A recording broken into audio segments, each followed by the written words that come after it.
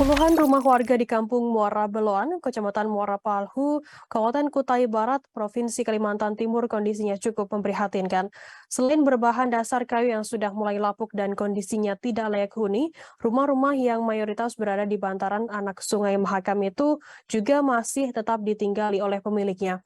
Pemerintah kampung setempat mengatakan penduduk yang tinggal di Kampung Muara Beloan mayoritas berprofesi sebagai nelayan yang kondisi perekonomian yang serba terbatas.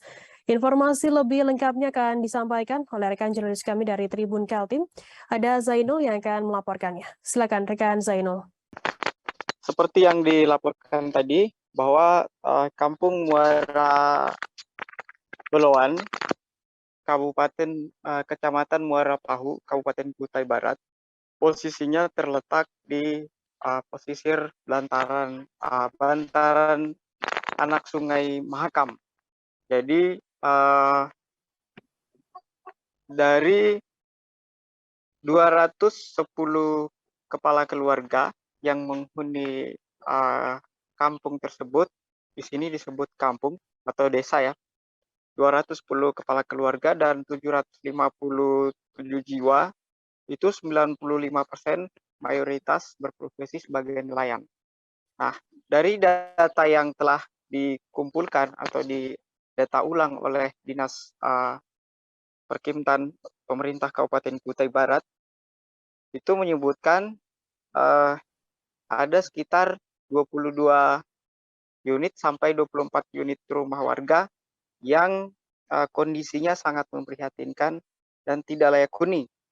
Sebab selain bangunannya berbahan dasar material kayu, juga kondisinya sudah mulai termakan usia. Sehingga warga terpaksa harus tinggal di rumah tersebut, walaupun kondisinya cukup memprihatinkan, dengan mengadakan atau membuat tenda atau atap seng begitu sebagai pelindung di saat hujan tiba. Menurut Kepala Kampung Muara Beloan, melalui sekretarisnya Heri Sandi, mengatakan bahwa 84.000 hektar luas wilayah Kampung Muara Beloan itu 95%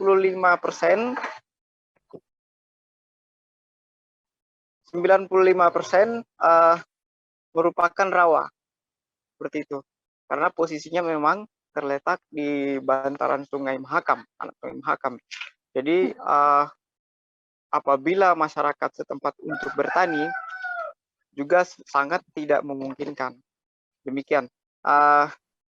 Satu lagi, pihak pemerintah kampung atau pemerintah desa telah mengajukan bantuan di pemerintah Kabupaten Kutai Barat.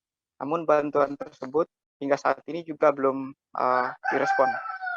Sementara demikian. Baik, terima kasih rekan Zainul dari Tribun Kaltim atas laporan Anda. Selamat bertugas kembali. Jangan lupa subscribe, share, komen, dan like ya.